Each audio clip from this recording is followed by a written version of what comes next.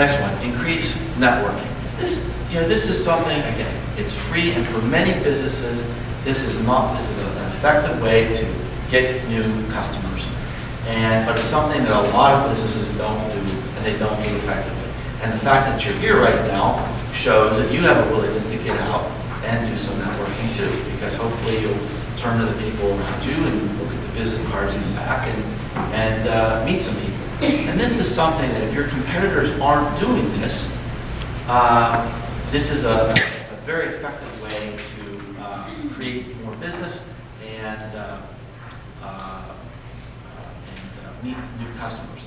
And in today's day and age, it's not just the face-to-face networking. There's also a lot of electronic ways to network as well. Okay, I'll give you an example. I have a customer in Nashville who's a management consultant, and his target market is chief financial officers operating companies with over $20 million in sales within 1 day's drive of Nashville. Right? So I helped him create. There's a professional networking platform called LinkedIn. If you're not on LinkedIn, get on LinkedIn. If you want to learn more about it, we can talk about it after, or give me a call. My business cards are in the back. But LinkedIn has become a very powerful way to build business connections. Okay, so once he got LinkedIn, I was able to do searches, and I found the names of 3,000 people that fit his target demographic within 1 hour's drive of Nashville. People that had chief financial officer as a title with a company, $20 million and above, within 1 day's drive of Nashville. That was too many. I had to narrow it down. We had too many potential customers. And then, because you're on LinkedIn and you're part of this community, you send an email and say, hey, I'm part of this community. And I saw your name, and I think we might have common interests, and you live close to me, we're kind of neighbors. Let's meet for coffee. I think I have some business value propositions that you might be interested in. So there are lots of new ways to network, as well as the traditional ways to network.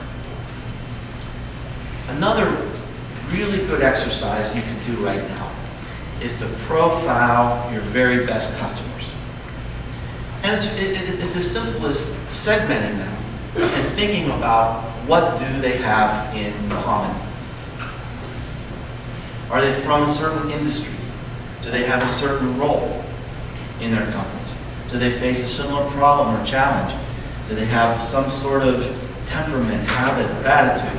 How did you get these customers in the first place? I mean, it could be as simple as thinking about segmenting your customers by what worked. Did they come to us through a website, through direct mail? Did I meet them at a conference? Was it through networking? And then think about, well, we've got this information, we've segmented our customers. Whatever worked, do more of it. And you might be surprised, if you haven't done this exercise, you might be surprised that you might be spending money on marketing initiatives and advertising that really aren't bringing you new customers. And it's pretty simple to do. It's pretty simple to do.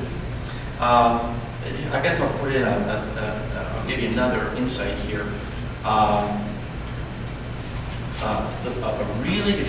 If you're a small business, one of the most popular softwares right now is something called CRM, Customer Relationship Management. Okay, and if you're a big company, you can spend millions and millions of dollars on this. Microsoft Outlook has a business version that is really good at helping you keep track of this stuff. So if you're looking for, if you've got all this stuff laying on pieces of paper in boxes someplace, if you need a really simple and cost-effective CRM technology, I'd look into the business version of Microsoft. I don't work for Microsoft. I'm not a spokesperson for Microsoft. I just think it works, as a small business person myself, it worked for me. You can keep track of your customers.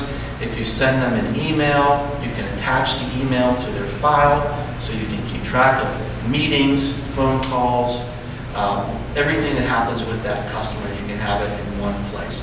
And you can also sort, and you can look through this information to profile your customers.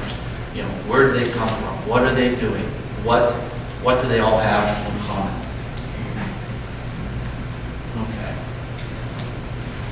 going to take a drink and take a deep breath before this, because this is a big topic. And we could spend a whole day talking about this. This is, you know, all the rage in marketing today. This is all the buzz. Nobody cares about the fundamentals of marketing anymore. They just want to get on Twitter. And I was actually commenting in a group the other day, and there was a young person on there, and they said, you know, every company should have a social media strategy at the heart of their marketing program. And I said, if you're selling wheels to Chrysler right now, you're not going to Twitter your way to success. Okay? So let's talk. What is social media? Okay, look, this is coming. It's popular. It's free. Those are all good words to us, right? We're small business people. We like free. So this is something that we can't ignore. But let's talk about it in a rational context. What is social media?